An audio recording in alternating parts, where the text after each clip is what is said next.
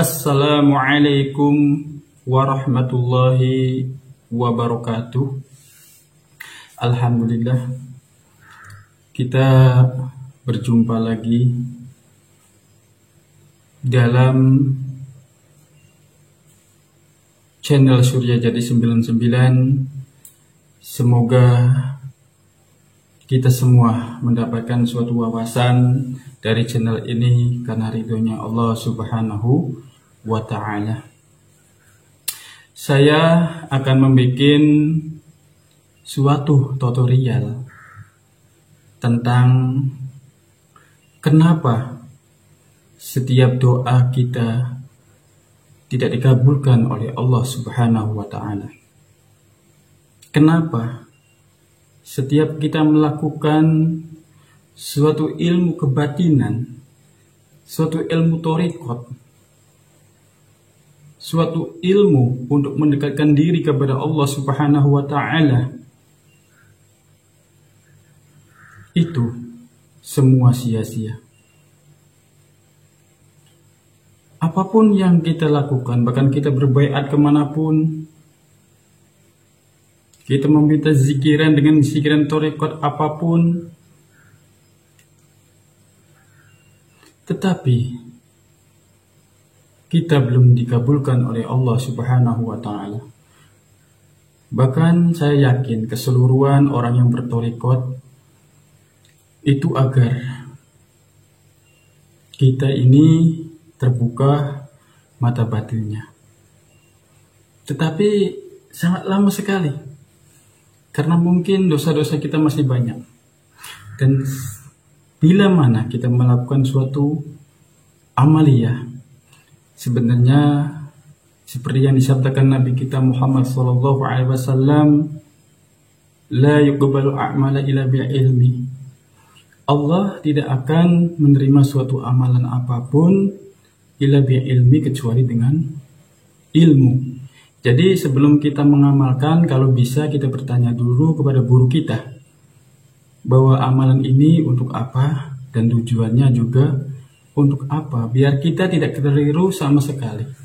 Banyak sekali guru-guru kita yang hanya sekedar memberikan tetapi tidak memberikan suatu wawasan sama sekali, sehingga kita juga berangan-angan pengen kayak gini, pengen kayak gitu, tetapi akhirnya nihil. Jadi tolong kepada sahabat-sahabatku, saya akan membuat suatu tutorial yang menghalangi kita sehingga mata batin kita, penglihatan kita tidak bisa dan tidak diijabah sesuai dengan niat kita. Karena tujuan kita mencari ilmu adalah mendekatkan diri kepada Allah Subhanahu wa ta'ala, dan yang lain-lainnya itu atas kehendak Allah Subhanahu wa ta'ala. Saya akan menerangkan 10 besar yang menghalangi kita melakukan apapun, kita berdoa apapun, kita minta apapun kepada Allah Subhanahu wa ta'ala, akhirnya tidak terkabul sama sekali.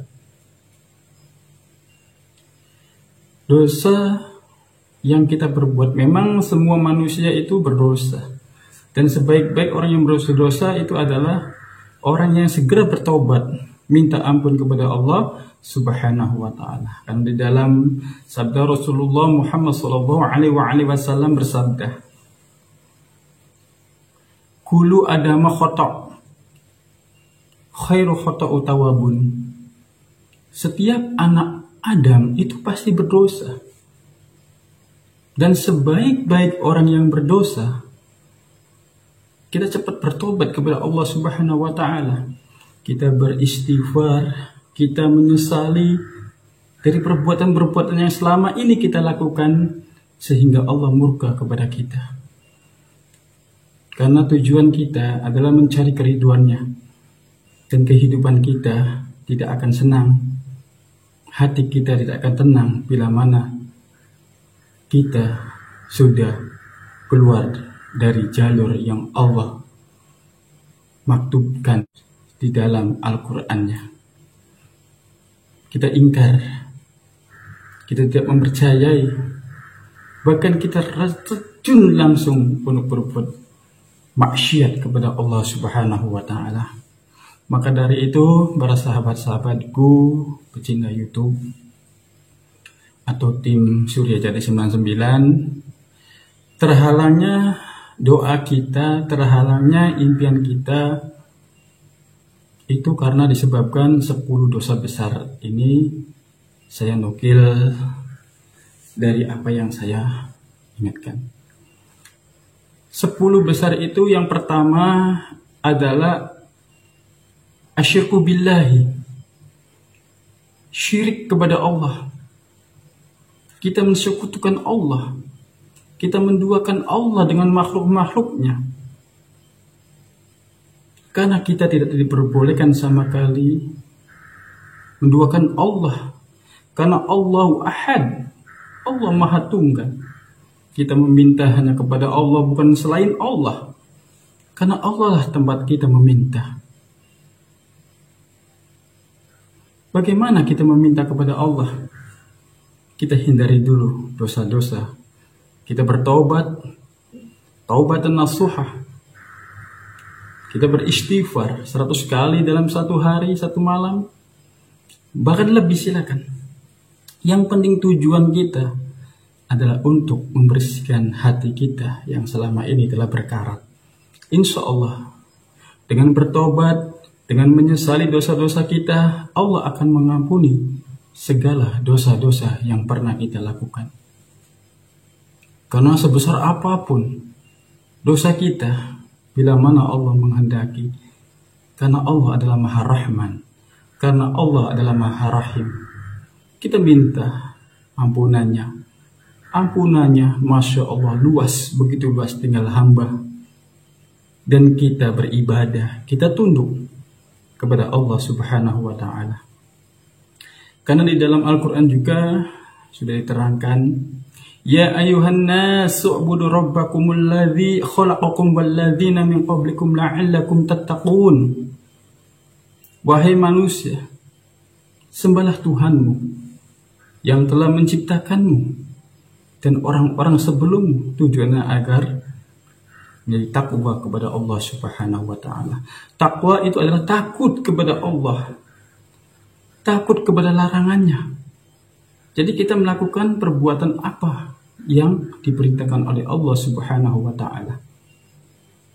Insya Allah hidup kita akan lebih baik daripada yang sekarang kita lakukan. Kalau kita sudah menyesali dan bertobat kepada Allah Subhanahu wa Ta'ala dari dosa besar ini, baiknya jangan kita lakukan lagi. Lebih baik kita selalu bertobat dan bertobat. Kita konsultasi sama kiai, kita konsultasi, kita bertanya kepada guru-guru kita, pada ulama, bagaimana caranya agar hati kita bisa tenang. Itulah tujuan hidup. Karena tujuan hidup itu sebenarnya biar mencari harta, mencari apapun, tetapi sebenarnya adalah tenang. Kalau kita tenang, insya Allah masalah apapun akan kita teratasi. Jangan pernah mensekutukan Allah, apalagi menduakan Allah dengan makhluknya. Karena segala sesuatu itu adalah milik Allah. Kita kembalikan kepada Allah Subhanahu wa Ta'ala menciptakan kita. Bahkan orang-orang sebelum kita pun banyak sekali yang benar-benar dia selalu tunduk dan sujud kepada Allah Subhanahu wa Ta'ala. Di dalam surat Al-Fatihah juga menjelaskan kepada kita, Iyyaka na'budu wa iyyaka nasta'in. Maka dari itu katanya iyyaka, ada tasdid.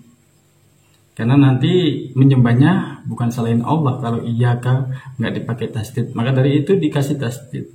Iyyaka, padamulah aku mengabdi, dan hanya kepadamu lah aku minta pertolongan.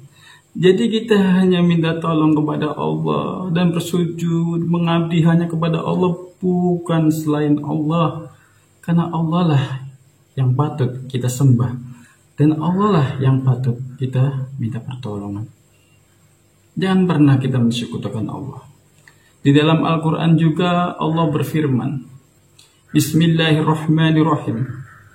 Inna allaha la yaghfiru ayyushraka bihi wa yaghfiru ma duna dzalika liman yasha' wa may yusyrik billahi faqad iftara itsman azima. Begini artinya. Inna allaha, sesungguhnya Allah, la yaghfiru, tidak mengampuni suatu dosa, ayyushraka, dosa syirik,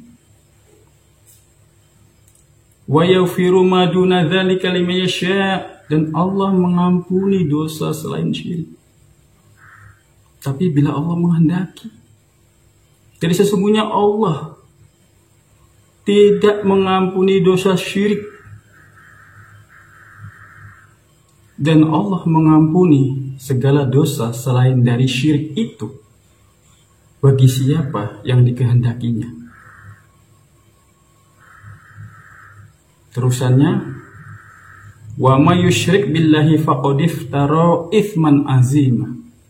Barang siapa yang menyekutukan Allah, maka sesungguhnya dia telah berbuat dosa yang sangat besar kepada Allah Subhanahu wa ta'ala. Itulah orang-orang yang tidak paham sama sekali. Itulah orang-orang yang selalu meminta selain Allah. Keramat-keramat kita datangi, makam kita datangi, tetapi tujuannya meminta kepada makam itu, meminta selain Allah. Bukan kita beriktibar bahwa kita nanti akan mati seperti beliau juga, seperti makam-makam para wali. Mintanya hanya kepada makam, keramat-keramat didatangin semua. Karena apa? Karena tujuannya menduakan Allah, dia pengen kaya. Pada dunia itu kecil, tetapi banyak sekali orang yang terjun kepada dunia kemusyrikan. Maka dari itu, kuatkanlah iman kita, hati kita. Jangan sampai kita masuk dalam dunia kemusyrikan. Karena musyrik, inna syirka la zulmun azim wa mallah. Sesungguhnya musyrik, syirik, menduakan Allah adalah dosa yang sangat besar. Dosa yang tidak diampuni oleh Allah Subhanahu wa ta'ala. Itu termasuk adalah dosa-dosa yang sangat besar. Jadi bila mana kita melakukan suatu ilmu kebatinan, atau pengen kebukanya mata batin, atau pengen masuknya ilmu laduni, ilmu yang belajar tapi Allah berikan, pahamkan, tetapi kita mendoakan Allah, jangan harap kita akan bisa mempunyai ilmu itu. Kita jauhi dulu. Bila mana kita masih melakukan suatu hal yang seperti itu, maka cepat-cepatlah kita mandi besar, kita berwudu, terus kita sholat, kita minta ampunan kepada Allah Subhanahu wa ta'ala. Insya Allah dosa-dosa kita, biarpun segunung apapun bentuknya, Allah akan mengampuni. Tetapi bila Allah menghendaki, itu yang kesatu. Ingat, jangan pernah syirik kepada Allah, menduakan Allah, mensekutukan Allah, karena itu adalah perbuatan yang sangat dan sangat, dosanya itu terlalu sangat besar. Yang kedua, berputus asa dari mendapatkan rahmat Allah Subhanahu wa ta'ala. Ini bagian yang kedua. Dosa yang kedua, berputus asa dari mendapatkan rahmatnya Allah Subhanahu wa ta'ala. Padahal rahmatnya itu sangat luar biasa. Maha kasih sayangnya luar biasa. Rahman dan Rahimnya Allah itu adalah luar biasa. Kenapa kita masih ragu? Kenapa kita berputus asa? Maka dari itu, berzikirlah, sholat, ngaji, berpuasa, bersedekah, dan melakukan apapun yang diperintah oleh Allah Subhanahu wa Ta'ala dan menjauhi larangan-larangannya. Banyak sekali seseorang yang meragukan dari rahmat Allah Subhanahu wa Ta'ala dan sangat menyuruh bagi orang-orang yang beriman kepada Allah Subhanahu wa Ta'ala. Di dalam Al-Quran Allah berfirman, Innahu la yai'asu min rauhillahi illal qaumil kafirun.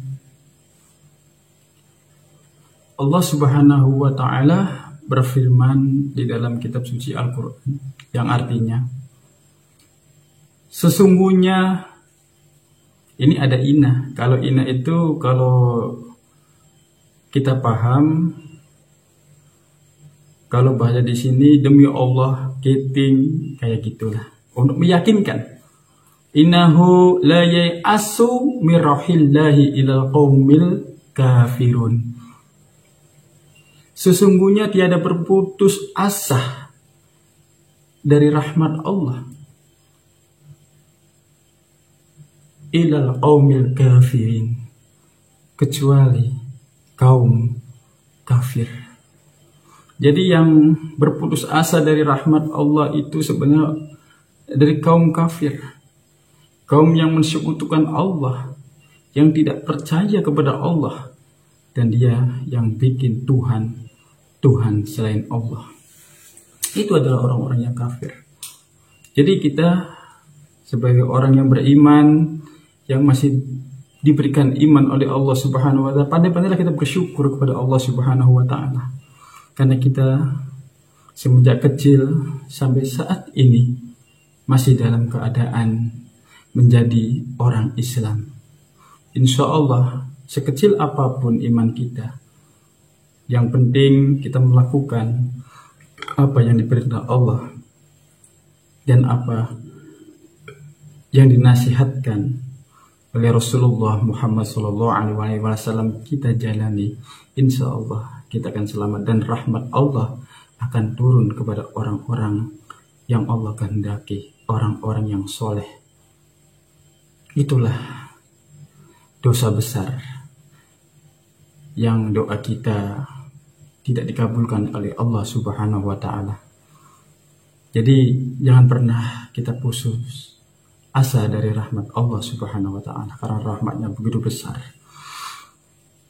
Dan dosa besar yang ketiga, merasa aman dari ancaman Allah. Maksudnya, yang dimaksud ancaman, kita merasa aman dari siksa kubur, kita merasa aman dari hisab, kita merasa aman bahwa kita tidak akan disiksa di akhirat. Jadi kita merasa aman. Kalau kita merasa aman, kita tidak akan pernah beribadah. Karena menurut pribadinya, orang yang merasa aman dari Allah Subhanahu wa Ta'ala, dari siksaannya, maka dia tidak akan melakukan apa-apa. Tetapi kalau kita percaya dengan ancaman Allah yang sudah termaktub di dalam kitab suci Al-Quran, maka kita akan berhati-hati.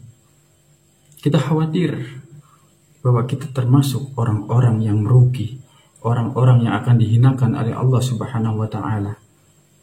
Jadi takutlah kepada ancaman Allah Subhanahu wa Ta'ala, karena setiap perbuatan kita akan dipertanggungjawabkan di hadapan Allah Subhanahu wa Ta'ala.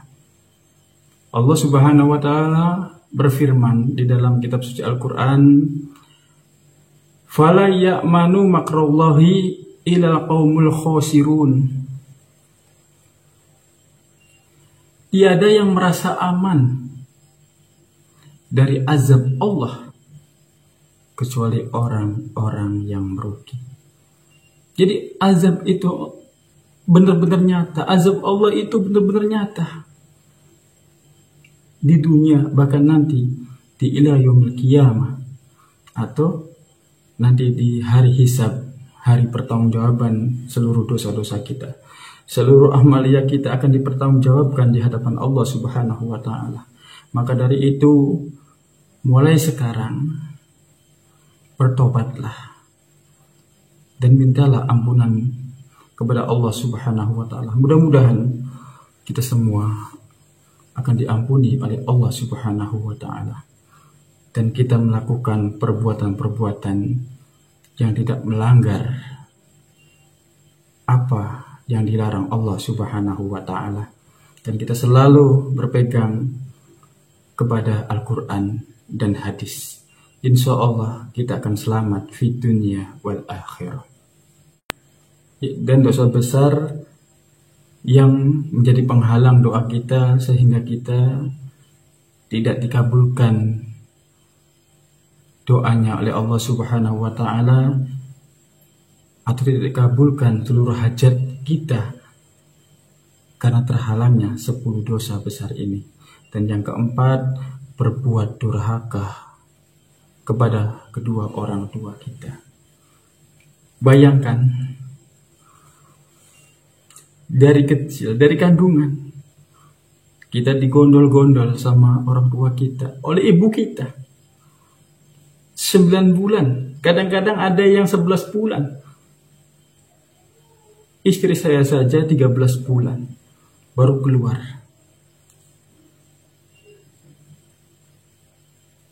Bayangkan, tidur nggak nyaman, berbaring ke sini kesakitan, berbaring ke sini ngerasa sakit. Tetapi ibu kita itu senang. Karena apa? Nanti akan keluar seorang anak, anugerah dari Allah Subhanahu wa taala. Inilah bentuk kasih sayang ibu kita. Tapi kenapa kita sia-siakan? Kenapa kita zolimi ibu kita yang telah melahirkan kita? Kita sudah tahu, kita sudah dewasa, kita sudah besar, kita sudah punya anak. Kalau anak kita menangis, sedangkan kita tidak punya uang, kita pasti akan menangis. Anak kita minta jajan, tetapi kita tidak bisa untuk memberikan uang untuk memenuhi hak-haknya. Jadi jangan harap ada hak-hak anak dan ada hak-hak orang tua. Jadi kalau kita menuntut hak-hak kepada anak, maka kita harus memberikan hak-hak anak. Kitanya dulu memberikan haknya, dan nanti anak akan membalas kepada kita dengan hak-hak juga. Tapi kebanyakan sebagai orang tua banyak yang menuntut. Juga anaknya juga, Masya Allah, begitu kasih sayangnya ibu kita sangat luar biasa. Apapun yang diperbuat ibu kita, yang selama ini saya tahu dari istri saya sendiri. Dari kecil mengasuh anak, bahkan nyamuk pun yang menempel pada daging anaknya, dia tidak mau. Begitu kasih sayangnya luar biasa. Maka surga ada di telapak kaki ibu itu benar. Karena ibu kita wajib kita hormati. Jangan kita membentak A atau kata B kepada orang tua kita, yang bikin menyakiti hati orang tua kita. Karena ridho Allah tergantung kepada ridho kedua orang tua kita. Itu benar, Masya Allah. Banyak sekali anak-anak di zaman sekarang yang membentak, bahkan menggugat. Padahal ibu kita dengan rela mengasuh kita dari kecil sampai dewasa, sampai kita bisa mandiri sendiri. Tetapi kenapa kita tidak pernah mengingat kepada ibu kita yang telah membesarkan kita? Kasih sayang yang sangat luar biasa, tidak akan bisa kita membalasnya. Maka dari itu, kepada sahabat YouTube, jangan pernah melukai hati orang tua kita. Bila mana orang tua kita masih hidup, sayangilah, hormatilah. Jangan pernah kita membentak. Karena orang tua kasih sayang yang sangat luar biasa, tidak akan bisa terbalas dengan apapun. Bagaimana doa kita akan terkabul sedangkan orang tua kita saja disakiti oleh kita sendiri? Maka dari itu, ayo sekarang kita perhatikan orang tua kita. Kita menyayangi orang tua kita.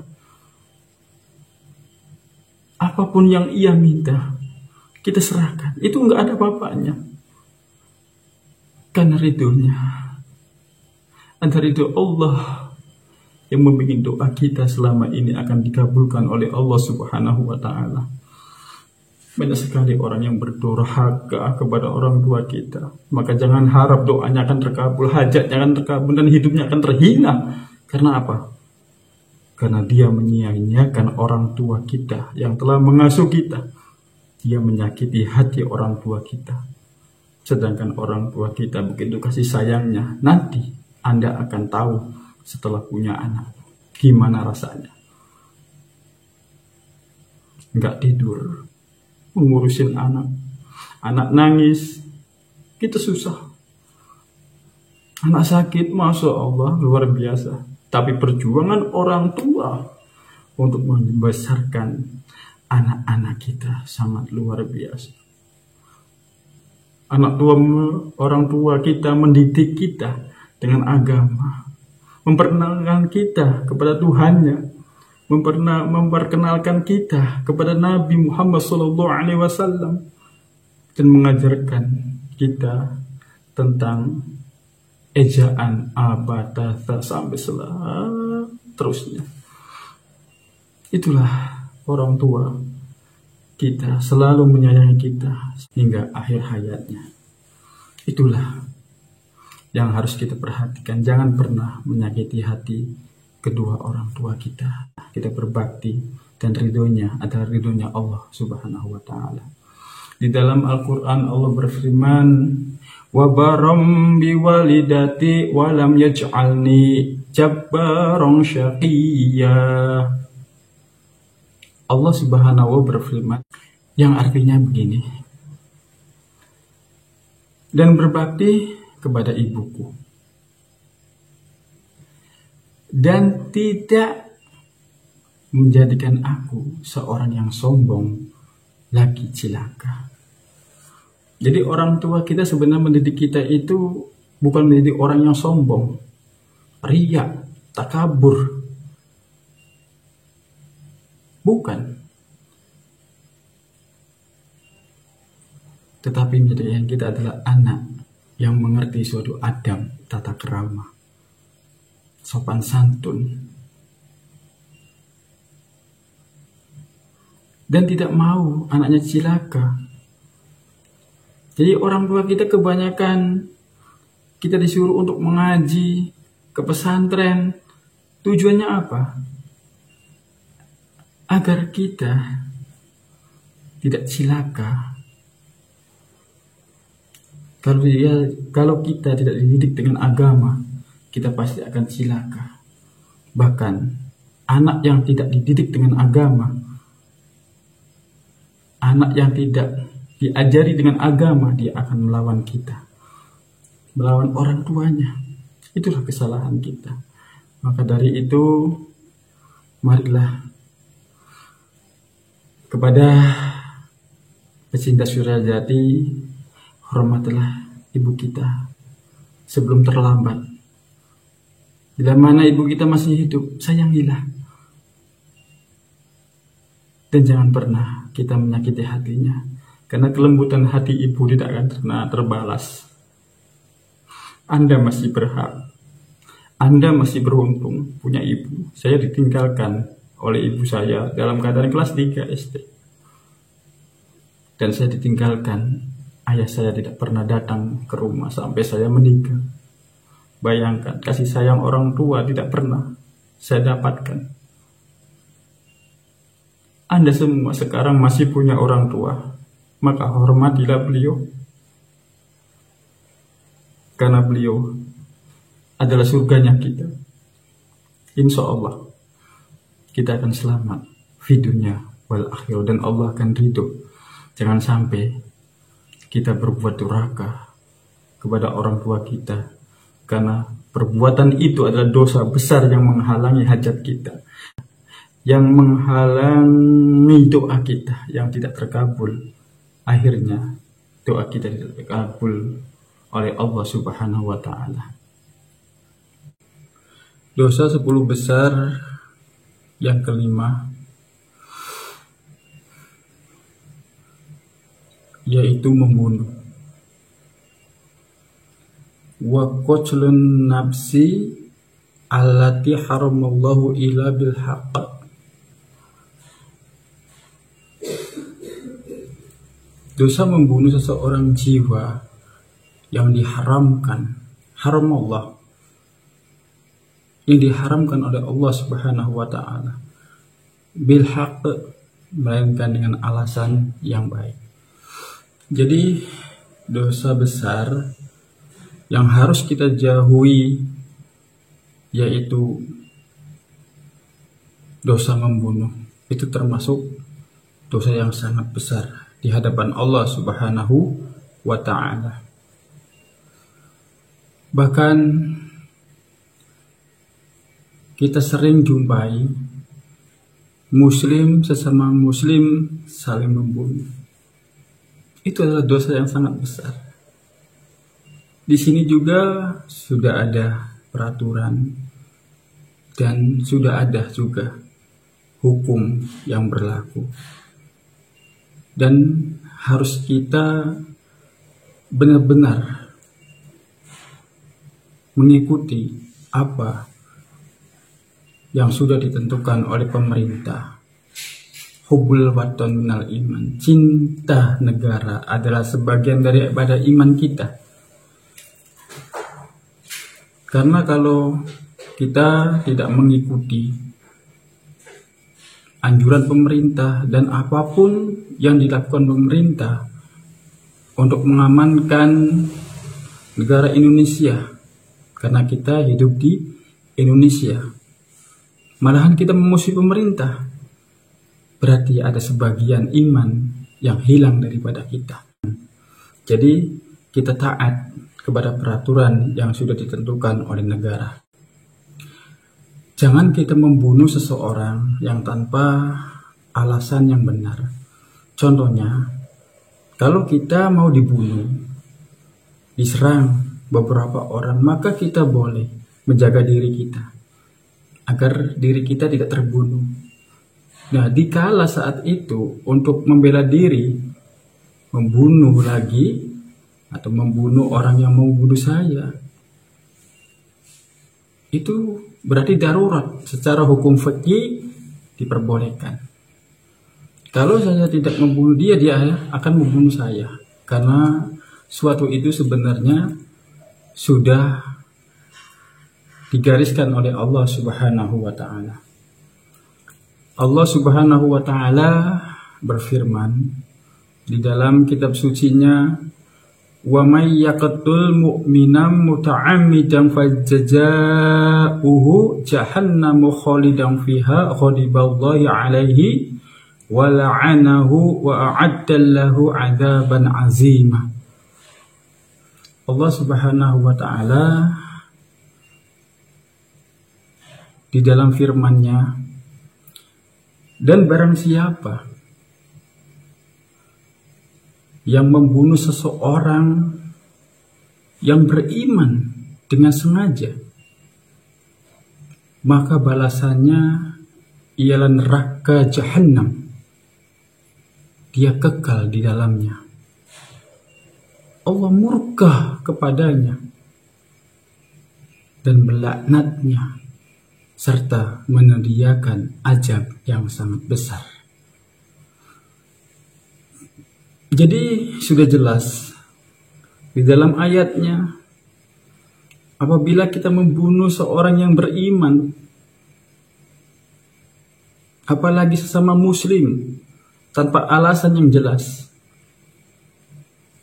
maka kita semua akan dilaknat oleh Allah Subhanahu wa Ta'ala dan akan diazab oleh Allah Subhanahu wa Ta'ala nanti di hari ila yaumil qiyamah, atau di hari hisab, atau di hari pembalasan. Jadi hati-hatilah dengan semua itu. Kalau membunuhnya dikarenakan membela diri, tiba-tiba dia mau membunuh dengan pakai pisau ataupun pakai golok ataupun pakai celurit, tiba-tiba tangan ini bergerak sendiri menangis agar kita tidak terbunuh, dan akhirnya kena sabetan dia, akhirnya dia mati walaupun sama-sama muslim.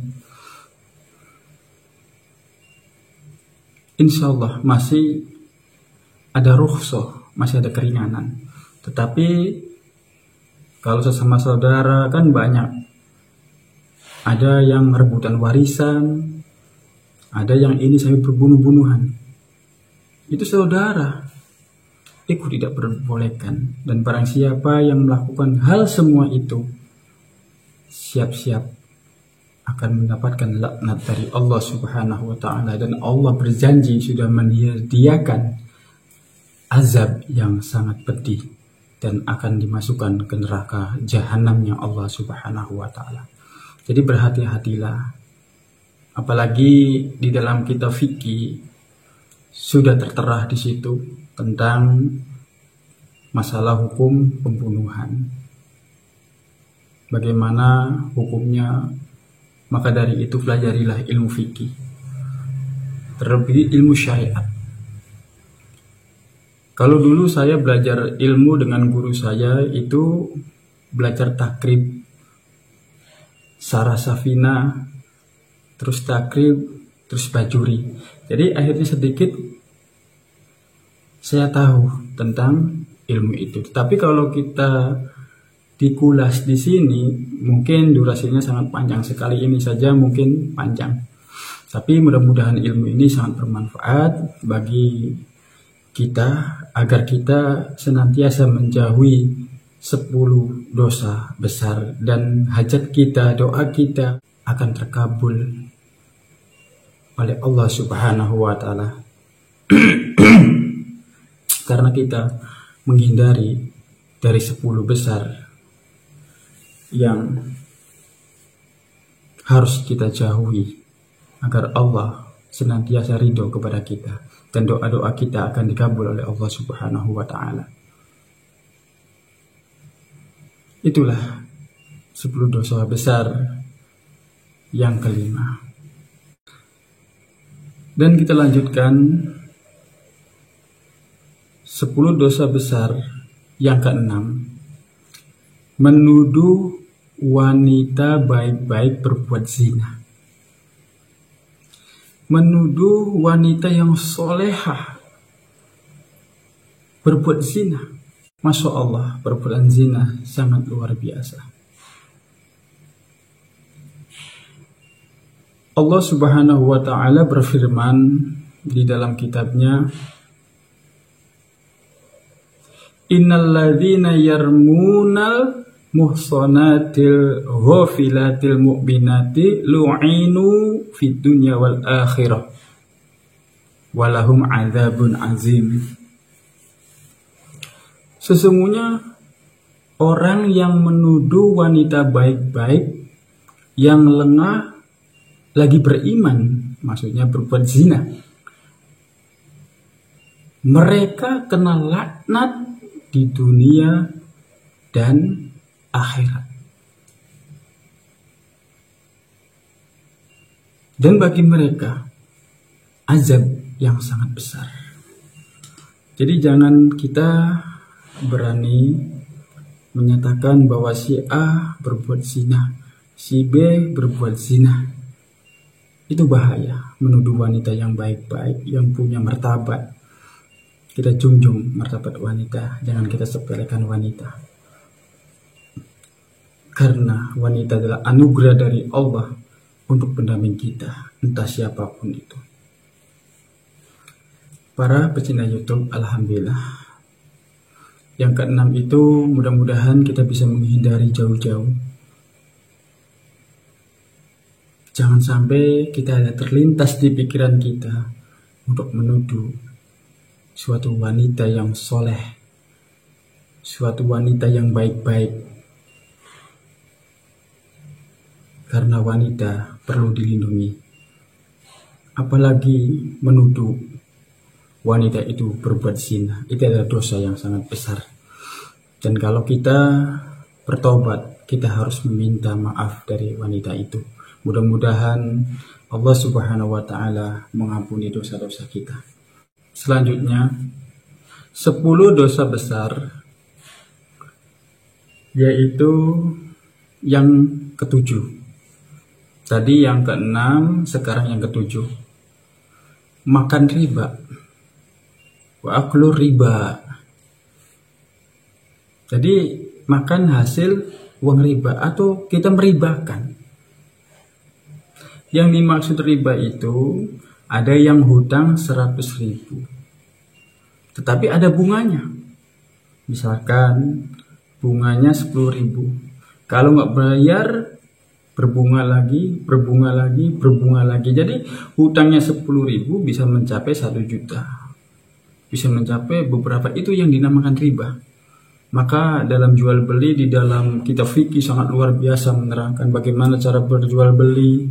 Maka pelajarilah ilmu-ilmu fikih. Karena bagi orang yang mendalami ilmu kebatinan atau ilmu thariqat, maka harus kita mencari hukum atau mengerti dengan hukum syariat. Kan tidak mungkin orang yang makrifat dan dia itu tidak melakukan ilmu syariat menjadi orang makrifat, itu tidak akan mungkin. Sempakura bumi dan langit, biarpun kiamat, orang itu tidak akan bisa bermakrifat kepada Allah Subhanahu wa Ta'ala. Karena apa? Meninggalkan syariat. Dan orang yang mempunyai ilmu fikih juga harus mempunyai ilmu thariqat, karena thariqat adalah untuk mensucikan hati, mendamaikan hati, menenangkan hati. Jadi hati kita itu tidak keras, karena dengan pengetahuan yang kita miliki, hati akan lembut, akan bertawaduk. Kita akan menghormati orang yang lebih tua. Kita akan menghormati, kita akan bersosialisasi dengan ilmu untuk membawa orang tersebut ke masjid, ke musola, dan kemanapun. Tapi tujuannya orang yang berilmu itu sebenarnya hanya satu, mencari keridhaan dari Allah Subhanahu wa Ta'ala. Di dalam Al-Quran Allah Subhanahu wa Ta'ala berfirman, Alladzina yakuluna riba la yaqumuna illa kama yaqumul ladzi yatakhabbatuhu syaitanu minal masjid. Ini adalah ayat orang yang melakukan riba, yang artinya, jadi orang yang makan harta riba, dia tidak akan dapat berdiri, melainkan seperti berdirinya orang yang kemasukan syaitan karena gila. Jadi orang yang memakan hasil riba, hasil tangisan orang, yang terkena imbasnya doa-doa orang yang teraniaya seperti itu, yang dulunya hanya 10.000 jadi 1 juta, Masya Allah, doanya akan makbul. Tidak akan bisa berdiri, tetapi berdirinya seperti kerasukan setan. Kita lihat saja orang-orang yang sering melakukan riba. Tadi kepada pecinta YouTube atau teman-teman kami Surya Jati 99, jauhilah yang namanya riba. Kita bersedekah, kita berinfak. Karena Allah Subhanahu wa taala, Allah sudah janji siapa yang bersedekah, siapa yang mengeluarkan harta kita karena ridhonya akan dibalas 10 kali lipat oleh Allah Subhanahu wa taala. Kita hanya mempercayai apa yang sudah ditentukan Allah. Kalau kita tidak percaya bagaimana itu akan terjadi. Tetapi bila kita percaya dengan apa yang sudah digariskan oleh Allah Subhanahu wa taala, dalam apapun yang kita perbuat kita akan nyaman, kita akan tenang, dan kita akan bisa merasakan syahdunya suatu ibadah, lezatnya suatu kenikmatan ibadah, dan kita akan bisa terlena dalam menyebut la ilaha illallah. Itulah 10 dosa besar yang harus kita hindari. Dan 10 dosa besar yang ke-8 itu lari dari medan peperangan, seperti zaman Rasulullah Muhammad Sallallahu Alaihi Wasallam, seperti zaman Nabi kita. Jadi kalau kita perang menghadapi kaum kafirin, terus kita lari, kita pulang, atau kita mengumpat, maka jelas orang ini akan benar-benar diazab oleh Allah Subhanahu wa taala di dunia wal akhirah. Jadi dalam peperangan kita lihat sejarah-sejarah Rasulullah Muhammad SAW sangat luar biasa. Berperang menegakkan agamanya Allah, menegakkan agama Islam.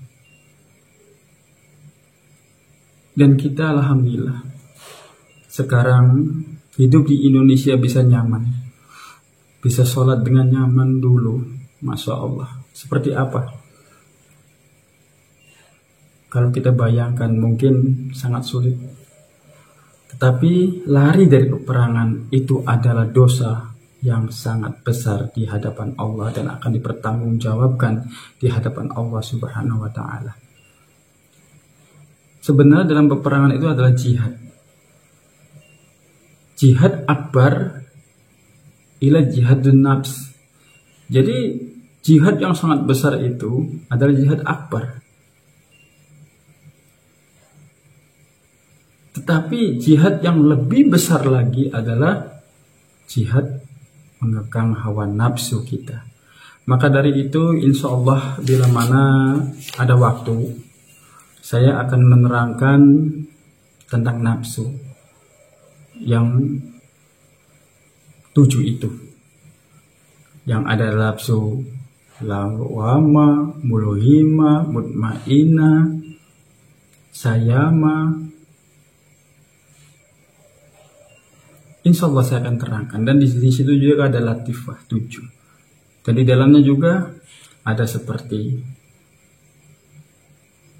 kolamun, fuadun, sampai 7 lagi. Insya Allah bila mana Allah ridho dan bila mana Allah menghendaki, insya Allah saya masih diberikan umur yang sangat panjang. Dan insya Allah saya akan jelaskan dengan sejelas-jelasnya tentang semua itu.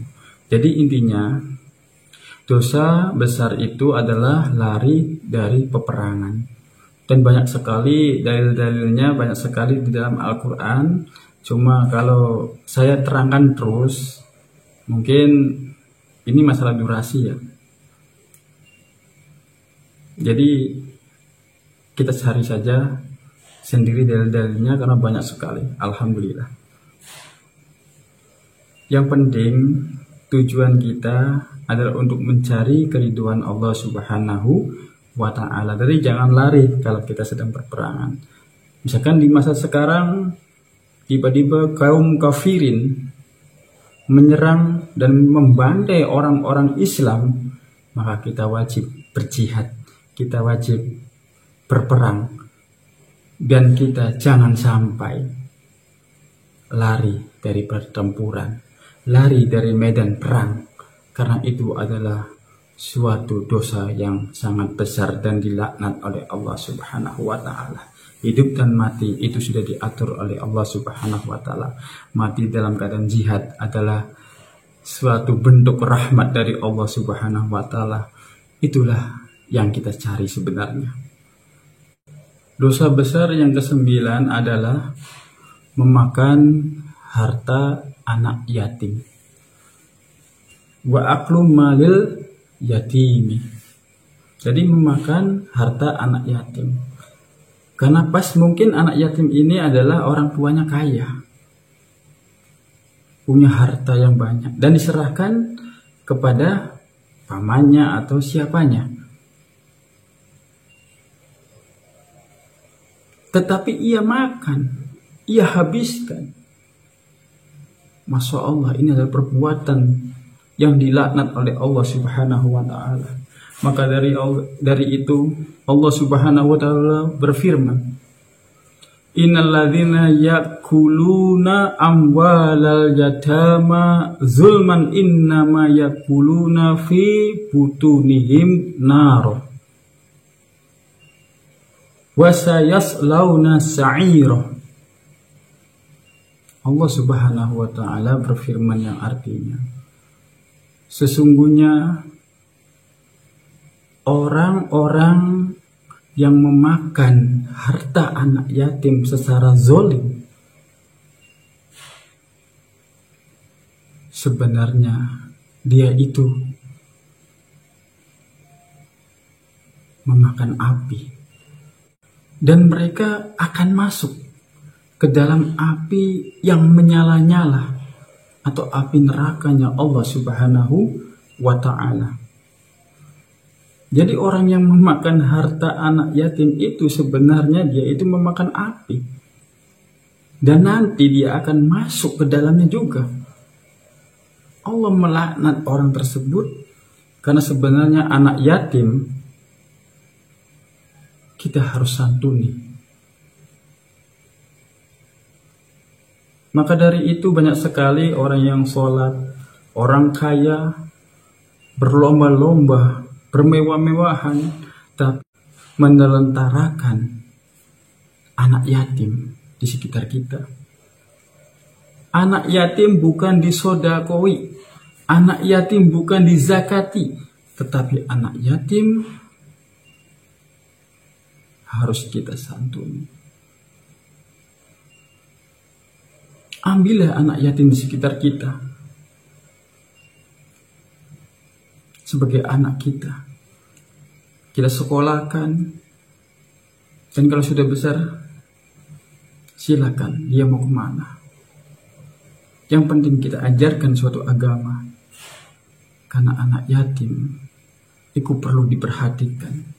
Kecelakaan bagi kita, apalagi kita mempunyai harta yang berlebihan. Jangan sampai kita menyia-nyiakan anak yatim, karena sesungguhnya itu adalah perbuatan dosa yang sangat besar. Dosa yang mungkin sering kita lalaikan. Masya Allah, mudah-mudahan kita jangan sampai menjadi orang yang dilaknat oleh Allah Subhanahu wa ta'ala gara-gara menelentarakan anak yatim. Ayo sama-sama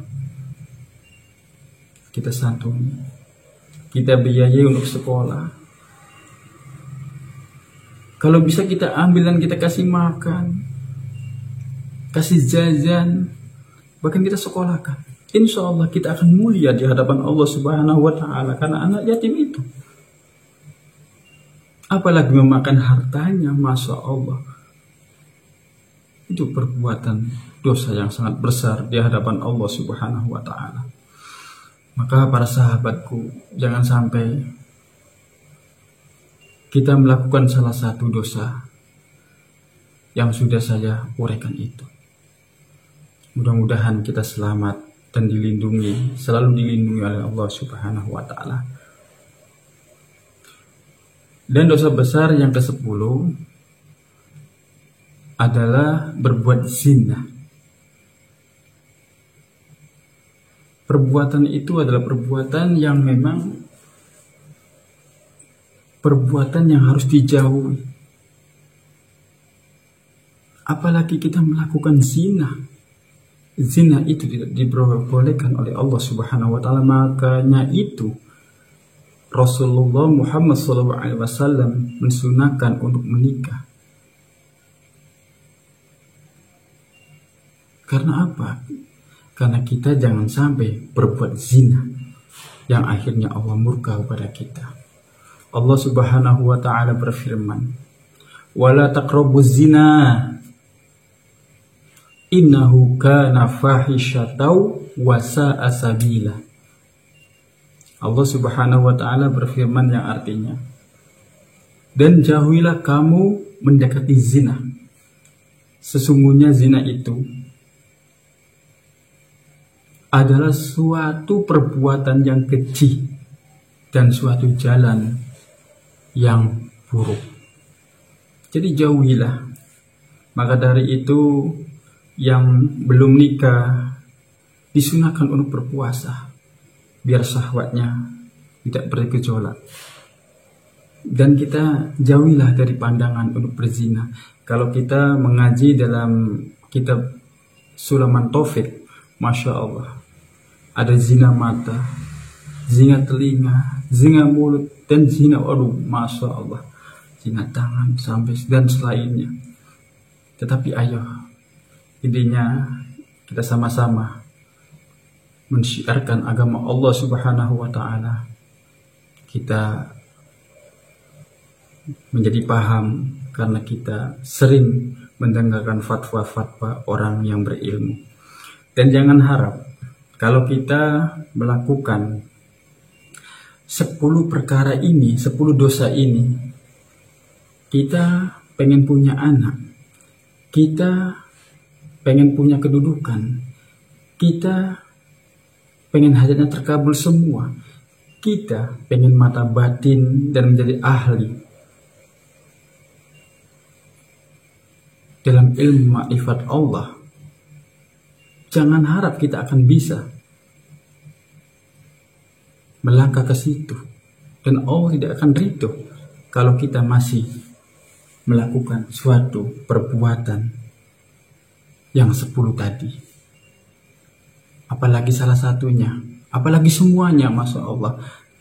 Segera bertobat, karena pintu rahmat Allah, pintu maghfirah Allah itu terbuka lebar bagi umat Nabi kita Muhammad SAW. Tobat masih ada sebelum napas kita ada di tenggorokan.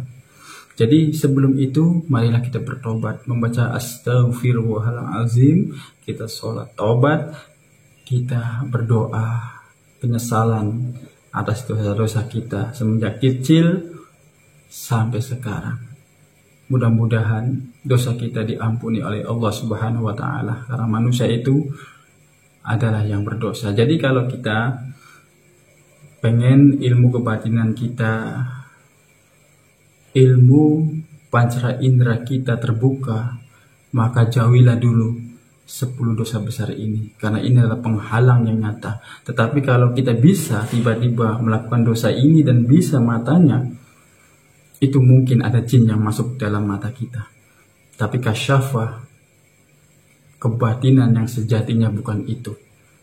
Kita harus benar-benar taat dan mengikuti apa yang ditunjukkan oleh Rasulullah Muhammad SAW, dan mengikuti atau menjalankan apa yang diperintah Allah Subhanahu wa taala dan menjauhi apa yang dilarang oleh Allah Subhanahu wa taala. Insya Allah belajar apapun kita akan terbuka dan kita akan benar-benar dimudahkan semuanya. Itu saja yang dapat saya sampaikan. Mudah-mudahan kita makin giat untuk menjauhi 10 dosa ini, agar belajar kita tidak sia-sia dan kita selalu bertujuan, walaupun iya zikir ini untuk ini, walaupun zikir ini untuk ini, tetapi bukan itu yang dituju. Kita hanya berzikir untuk menenangkan hati, dan kita pengen dekat dengan Allah Subhanahu wa taala. Insya Allah ilmu itu akan datang sendiri dan kita akan bisa merasakannya. Tetapi ingat, Jangan sampai kita terlena, kita senang, kita riak karena ilmu itu. Karena ilmu itulah, karena perbuatan itulah yang membuat mata hati kita akan redup dan akan beku dan akan berkarat. Maka dari itu, bacalah istighfar terus dan menerus. Baca kalimat la ilaha illallah, insya Allah kita akan selamat. Itu saja yang dapat saya sampaikan. Mudah-mudahan ada manfaatnya. Bila mana kata-kata saya ada yang salah menerangkan suatu hadis dan Al-Quran, saya juga adalah orang yang bodoh, orang yang fikir, dan itulah kebodohan saya. Maka dari itu saya mohon maaf yang sebesar-besarnya. Wabillahi taufiq wal hidayah. Wassalamualaikum warahmatullahi wabarakatuh.